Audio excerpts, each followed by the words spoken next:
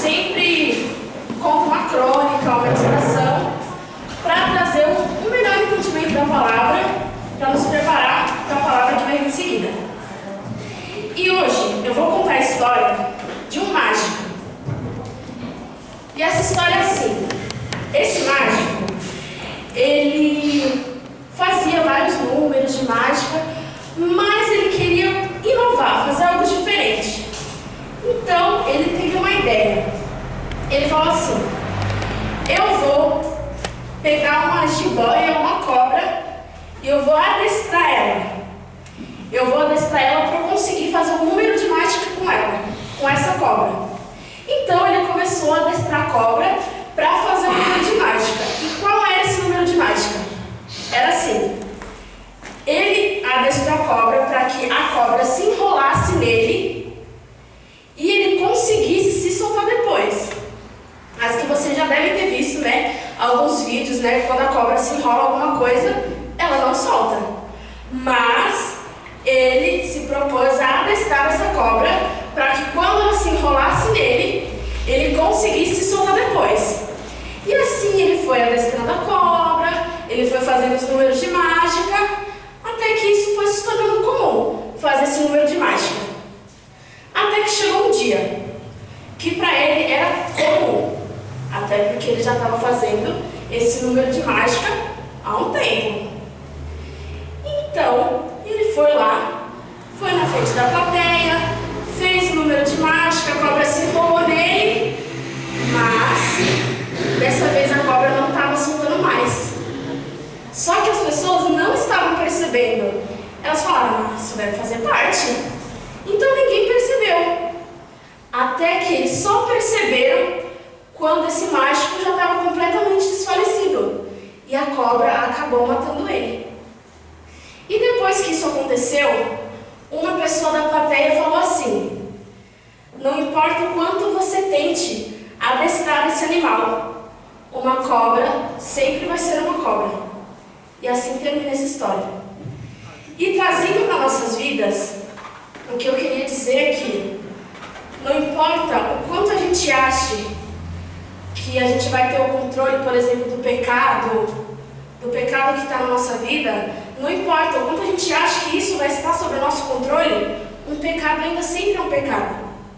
Às vezes a gente acha que a gente tem controle disso, que é a gente que está ali adestrando o pecado, falando: não, eu tenho controle disso.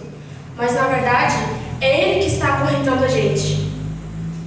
E eu fiquei pensando muito num exemplo, que esse exemplo é assim: o diabo, ele amarra uma corda no nosso pescoço.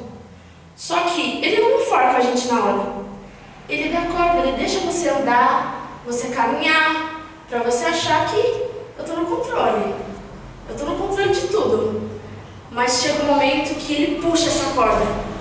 E assim como esse mágico que achou que ele tinha o controle, ele acabou morrendo. Então, nós estamos aqui hoje tendo a oportunidade de enxergar isso na nossa vida para que a gente possa mudar, para que a gente se desprenda disso. Sabe, hoje a gente tem a oportunidade de estar aqui, de ouvir a palavra, de mais um dia poder estar ouvindo a palavra da pastora, dos obreiros. Então a gente precisa agarrar essa oportunidade que a gente tem. E hoje nós não estamos no momento da gente perder tempo com isso, de brincar com o pecado. Porque assim como as pastoras, os obreiros falam, no momento que nós estamos vivendo num momento que, é claro, a vinda de Cristo está cada vez mais próxima. Então a gente precisa, sabe, colocar o nosso foco em Cristo, para que assim a gente possa alcançar a salvação. E que a gente, dessa crônica, dessa ilustração, a gente traga essa reflexão de que a gente não pode brincar com o pecado. Porque assim como aquele mágico, ele acabou morrendo. Porque uma cobra sempre vai ser uma cobra, sempre vai ser um animal perigoso. Então que a gente possa aprender e que a gente cada dia mais busque a Cristo, porque só Ele pode trazer a salvação. Amém? Amém.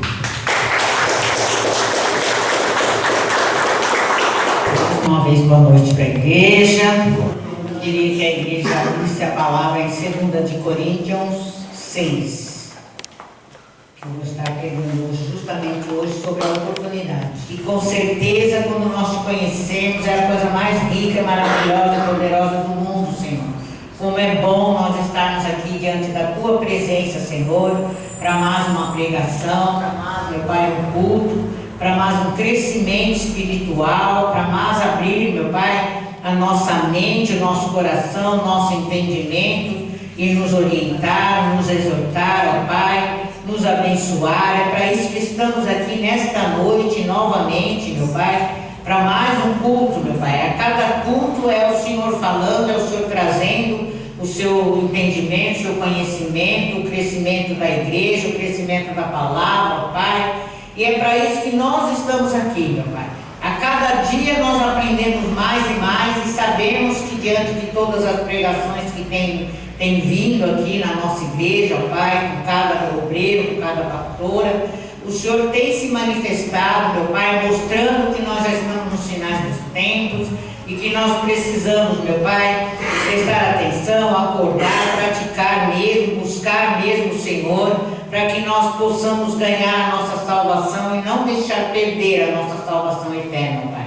Por isso é que estamos aqui presentes, meu Pai, para estarmos ouvindo mais uma vez o Teu ensinamento e trazendo para as nossas vidas todos estes ensinamentos, Senhor. Por isso, desde já eu já te glorifico, te agradeço em nome do Deus que é Pai, Filho e Espírito Santo. Amém e amém. Graças a Deus. Muito obrigada, Jesus. Glória a Deus. Eu estava meditando que esta palavra Jesus me trouxe para mim. Eu tenho assim muito um algo quando eu vou pregar, né? Eu tenho um algo dentro de mim que às vezes uma palavra me traz depois uma pregação. E eu acordei na madrugada para orar às 3 horas da manhã e Jesus falava no meu coração: oportunidade, oportunidade, oportunidade, oportunidade. Eu falei: oh meu Deus, Jesus, acho que quer que eu pregue sobre a oportunidade, né? Que aquilo não saía da minha cabeça. E aí então eu busquei e eu encontrei uma palavra assim maravilhosa, muito linda, que vai nos abençoar muito, vai nos orientar muito, vai dar um grande crescimento para a nossa igreja. E assim, eu estava fazendo um estudo, né, da palavra oportunidade e achei muito forte, que eu gosto sempre de ler a palavra e de aprender, e aí ensinar. E fala que a oportunidade, ela é vista como um acontecimento oportuno, capaz de melhorar o estado natural de um indivíduo, e é uma situação nova que traga benefícios e significa ocasião favorável e uma qualidade de oportunidade. E nós, a primeira oportunidade que nós temos que agradecer toda a igreja é a oportunidade que nós tivemos de um dia conhecer o Senhor Jesus, de um dia que nós estávamos nas trevas e hoje nós somos luz. Hoje nós viemos aqui e se convertemos a Deus. Isso já é uma grande oportunidade que Deus nos deu. E oportunidade, eu creio que todos os dias o Senhor nos traz. O Senhor nos dá oportunidade todos os dias. Nós é que precisamos abraçar as oportunidades e dar valor, né? E eu coloquei aqui algumas passagens que fala em Gálatas 6,10, fala assim: por isso, enquanto tivermos a oportunidade, façamos o bem a todos, mas principalmente aos da família da fé. Então, nós temos oportunidades de ajudar todas as pessoas, mas principalmente a nossa família da fé. E aí ele fala também em 1 Coríntios 16,9, eu achei muito forte, porque ele fala: porque uma porta grande e oportuna para o trabalho se abriu para mim, e há muitos adversários. Aí fica pensativa, né? Porque eu falei: nossa, abriu uma grande oportunidade de trabalho, né? E aí há muitos adversários. E eu fiquei meditando porque eu fiquei imaginando quantas oportunidades, né? A gente não busca de trabalho, a gente entrega currículos, a gente faz oração, a gente pede para Deus abrir uma porta de emprego. Então a gente está ali esperando essa oportunidade. E de repente abre essa grande oportunidade para nós. Aí nós arrumamos esse emprego, mas aí nós não damos valor, aí nós não trabalhamos com ordem e decência, aí nós tapeamos o patrão, aí Aí nós pegamos 15 minutos no banheiro antes de ir embora, porque já falta 15 minutos para ir embora mesmo, vou cozinhar aqui. Aí a pessoa não ora pelo seu patrão, pelo seu trabalho, não ora agradecendo a Deus. Se Deus abriu aquela porta, você tem que orar para o seu patrão, você tem que orar para a sua firma, porque se aquela firma crescer, você vai crescer junto. Então é muito importante você fazer o melhor, para ele ver que você é o melhor. Porque se ele pegar, por exemplo, 10 funcionários para fazer um teste, ele vai observar. E quem vai ficar é aquele que trabalhou, que se dedicou, que fez, que chegou no horário, que é ali hábil para trabalhar, que tem interesse. Então esse empregado ele vai ficar. E muitos vão sair fora. Por isso que fala aqui dos adversários. Porque todo mundo quer estar no seu lugar, quer ter o seu emprego. Mas às vezes ninguém quer fazer o que você faz. Ninguém quer fazer o seu trabalho como você faz. É fácil chegar num lugar e falar, eu quero tomar um lugar daquele ali, mas será que você tem a mesma capacidade? Então, é muito importante quando nós trabalharmos, nós darmos valor àquele emprego, que é aquela porta que se abriu, sabe? Ainda que você às vezes fala, poxa, não queria aqui, não gosto aqui, mas foi aqui, é aqui que eu vou ficar, é aqui que eu vou fazer do meu estudo, e o que tiver que ser, será. Quando a gente faz tudo com amor, com decência, com ordem, que a gente se dedica mesmo, com certeza aquele emprego vai fluir, você vai mudar, vai se transformar, vai se adaptar, vai gostar e vai acabar ficando ali, porque você vai ser valorizado. E é muito bom quando tanto o empregado dá valor, como o patrão também, ele ver e reconhecer o valor das pessoas. Isso é maravilhoso. E ele vai observar praticar o valor. Então achei muito forte. E a nossa passagem, que eu vou pregar aqui, ela vai falar muito do descrente. Essa passagem que eu vou pregar é uma passagem que vai falar muito da igreja. Vai falar muito de nós, dos obreiros e das pastoras. E vai falar com a igreja. E em 2 de Coríntios 4:4 fala, nos quais o Deus com letra minúscula deste mundo cegou o entendimento dos descrentes, para que não lhes resplandeça a luz do Evangelho da glória de Cristo, o qual é a imagem de Deus, porque não pregamos a nós mesmos, mas a Jesus Cristo como Senhor, e a nós mesmos como servos de vocês. Olha que forte esse pedacinho que fala que nós, pastores e obreiros, nós não pregamos a nós mesmos. Não é o que a gente quer que a gente chega aqui e prega, mas ele fala que nós somos servos de vocês.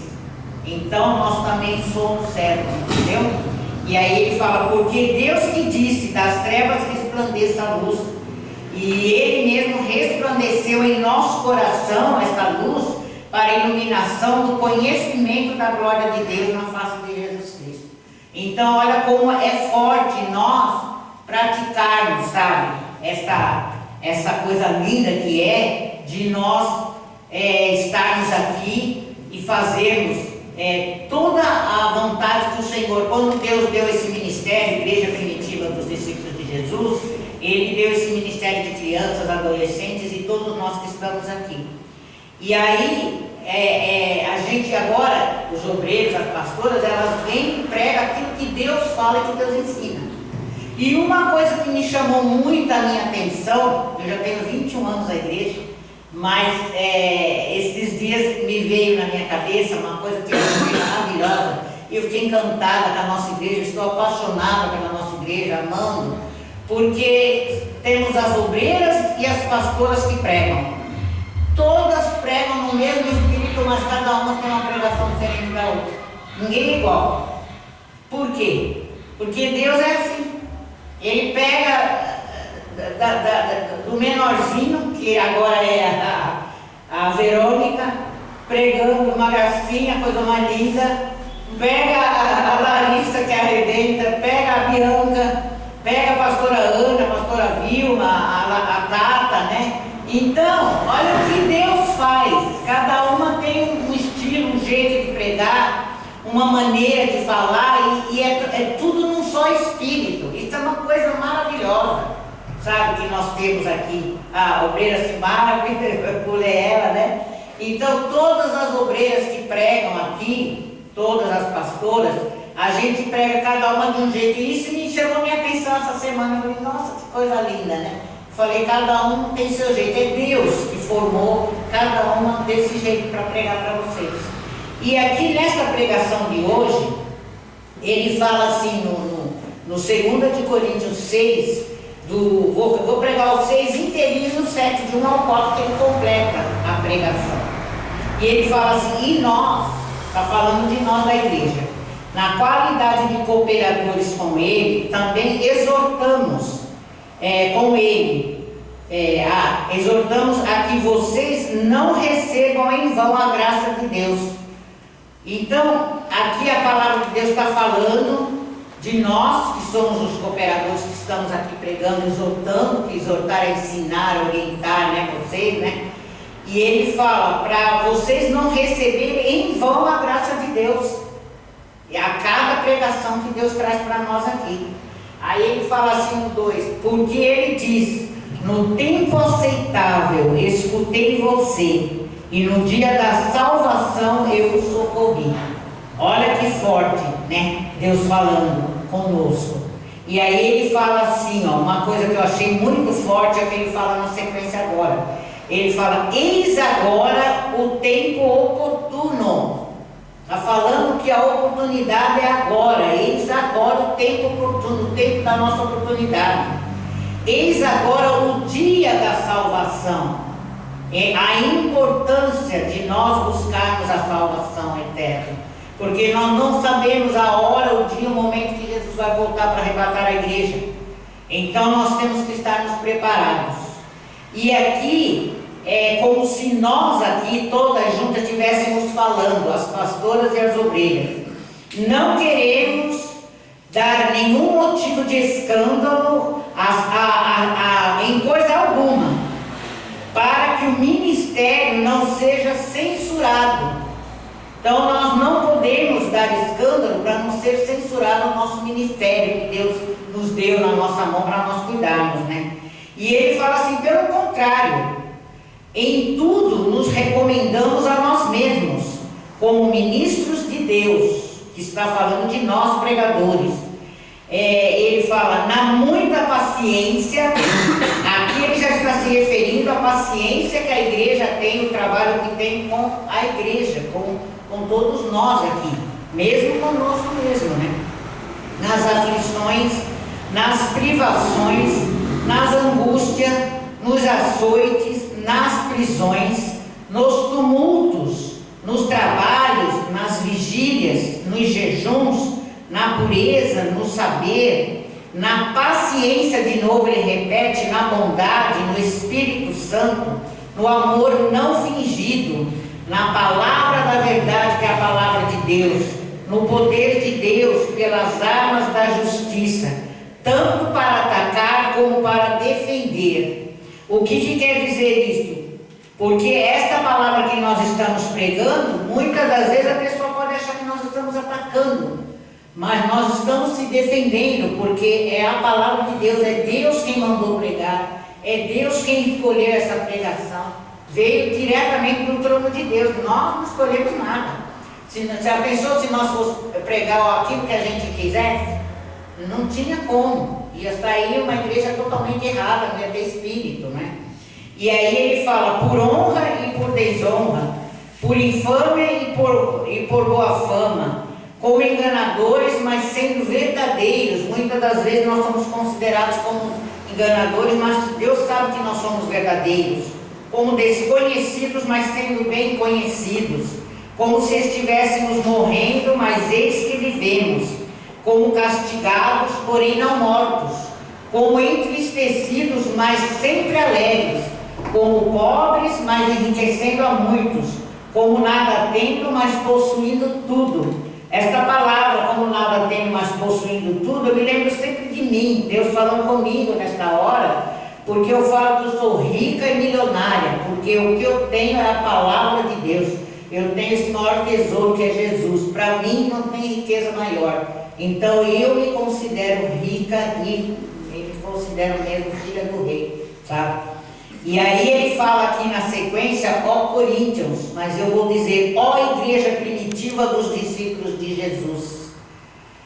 Temos falado com toda franqueza, toda a igreja que prega aqui tem falado para vocês com toda franqueza. E nós estamos de coração aberto para vocês. Nosso afeto, sabe?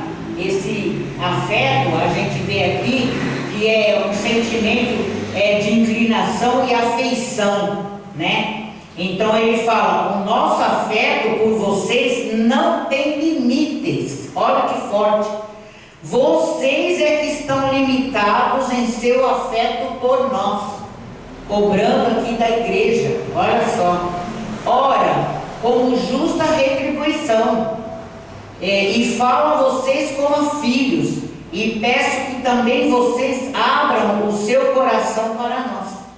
Olha que forte que Deus fala aqui para nós, né? Reconhecer a igreja, reconhecer os obreiros, reconhecer as pastoras, dar valor, sabe, ao ministério que vocês estão, ao trabalho que a gente trabalha com tanto amor, né? Aqui é muita união, graças a Deus, é uma igreja maravilhosa.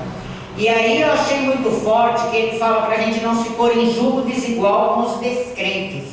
Essa palavra julgo, antigamente tinha uma peça lá de madeira que ligava dois bois para carregar a carga. E aqui ele quer dizer que nós não podemos, sabe, se unir a outras pessoas.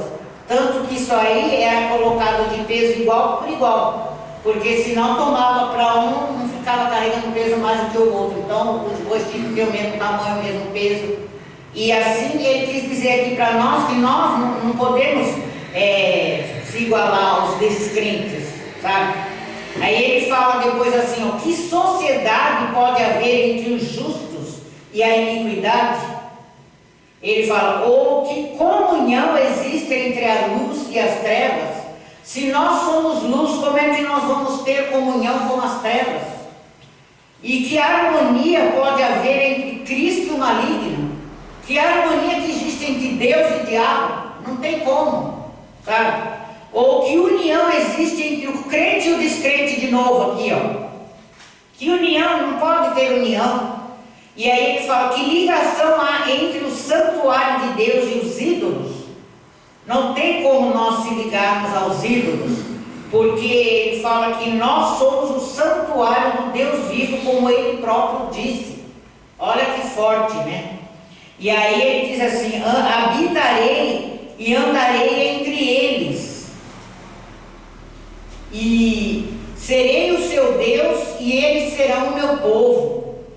Por isso o Senhor diz, saiam do meio deles, e separem-se deles, não toquem em coisa impura, e eu o receberei. Olha que forte como Jesus está falando dos descrentes, né? Aqui falando, né? Então, eu estava vendo aqui a palavra, que ele fala do impuro, e eu estava vendo, lá em 2 de Timóteo 2,22, diz assim, fuja dos pensamentos impuros da mocidade e aproxima-se de qualquer coisa que o leve a querer fazer o bem. Tenha fé, amor e paz e sinta prazer na companhia daqueles que amam o Senhor e têm um coração puro. Olha o que Deus está recomendando para nós. O impuro é aquela pessoa suja, contaminada, falsa, que se deixa corromper, indecente, imoral, pecaminosa, corrompida, depravada. Olha quanta coisa, né? Se fosse por tudo aqui, tinha um diário. Então, olha como que Deus está falando para nós não se unir ao descrente. Nós não temos como, sabe? E aí ele fala assim, serei o pai de vocês e vocês serão meus filhos e minhas filhas, diz o Senhor Todo-Poderoso. E depois ele fala assim, portanto, isso já é no 7:1, vai do 1 ao 4. Portanto, meus amados, tendo tais promessas, que é essas promessas aqui em cima que ele falou aqui para nós, né? Portanto, ele fala, meus amados, tendo tais promessas, purifiquemo-nos de toda impureza, tanto da carne como do espírito, aperfeiçoando a nossa santidade no temor de Deus. Pedimos que vocês nos acolham em seu coração. Não tratamos ninguém com injustiça, não prejudicamos ninguém, não exploramos ninguém, não falo para condenar vocês. Olha que forte os pregadores aqui falando que nós não tratamos ninguém com injustiça, nós não prejudicamos ninguém, nós não exploramos ninguém, não falamos para condenar. Esta pregação não está sendo feita para condenar ninguém, porque eu já disse que vocês estão no nosso coração para juntos morrermos e juntos vivermos. Estou sendo bem franco com vocês e tenho muito orgulho de vocês. Sinto-me grandemente confortável e transbordo de alegria em meio a toda a nossa tribulação. Então veja que forte que é. Eu estava vendo aqui as oportunidades da igreja. Então, a Verônica, desde pequenininha, criancinha, a oportunidade que ela sonhava, que ela queria era ser obreira. E ela lutou e conquistou. Vejo a Bianca, né? A Bianca arrumou um emprego, o primeiro emprego que ela arrumou, todas as vezes que ela vinha se consagrar aqui, ela queria ser o melhor para Deus, e ela já pedia para Deus que ela queria ser a melhor dizimista, a melhor pessoa, melhor isso, melhor aquilo, e ela já pedia. E aí, o primeiro serviço que ela arrumou, que ela mandou consagrar os currículos, e a mulher pegou ela dentre tantas, né? E aí ela chegou lá, a mulher completamente diferente, não deu a mínima para ela, não cumprimentava, não dividia o almoço, cumprimentava, oferecia tudo. E essa mulher, que aconteceu isso com ela, ela fez a diferença. Ela começou a regar o jardim da mulher, fazer um café com a mulher, oferecer a comida para a mulher. Hoje a mulher descobriu-se que ela não tem filhos, ela adotou a Bianca como filha. Hoje ela fez de tudo pela vida da Bianca, né? A ponto dela vender a casa dela para a Bianca da forma que ela pudesse pagar. Então, é bênção sem medidas. A Bianca ela tem muitas bênçãos, ela tem muitas oportunidades, mas ontem eu estava conversando com ela falou, ganhei uma bênção, mas só que essa bênção ela ganhou um estudo, e aí ela tem que estudar agora. Se ela não estudar, não adiantou nada ela ganhar a bolsa. Então ela ganhou aquela bolsa, ela está estudando, então ela vai ter que fazer a oportunidade. A Larissa e a Tata, né? Larissa e a Tata, eu contei ao contrário, elas também estavam lá na comunidade. Elas não tinham família praticamente, não tinha ninguém. E aí o que aconteceu?